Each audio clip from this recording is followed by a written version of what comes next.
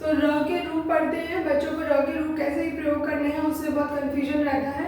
तो अभी के लिए हम पदेन रूप पढ़ते हैं। पदेन रूप हमारे ये होते हैं, ठीक है, एक स्लैंट डंडा और एक उल्टा वी। तो अभी हम पढ़ते हैं कि ये हम कब यूज़ करते हैं। ये हम तब यूज़ करते हैं जब आपका पूरा जो र होता है वो पूरा यूज़ होता है, मतलब आपका वो स्वर के साथ होता है, ठीक है। अब जैसे एग्जाम्पल के तौर पे एक आपका हो गया ये प्रकार। तो प्रकार में ऐसा क्या था जो हमने यहाँ पे ये वाला पदेन रूप लगाया है। उसके लिए हमारा, जैसे मैंने बताया कि र से पहले का जो वर्ण होता है वो आपका आधा होना चाहिए। तो यहाँ पे जो आपका प है वो आधा है, आधा का मतलब हलंत लगता है, और उसके बाद आपका जो र है वो आपका पूरा है, ठीक है।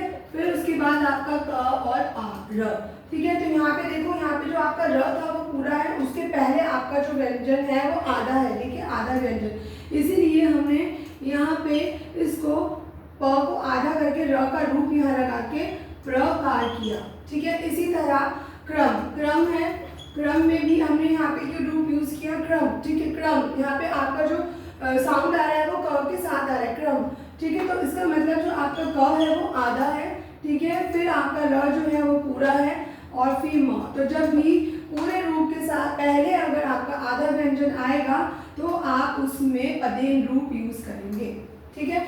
एक होता है हमारा पदेन रूप का दूसरा रूप, वो जो है हमारा ये बहुत सिंपल है, इसमें आपको कुछ याद नहीं करना।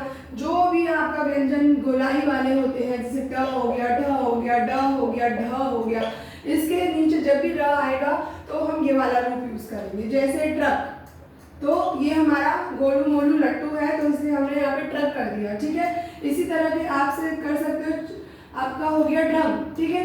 तो जब भी हम ये वाला रूप यूज करेंगे जब हमारा व्यंजन नीचे से गोलाई में होगा। Thank you.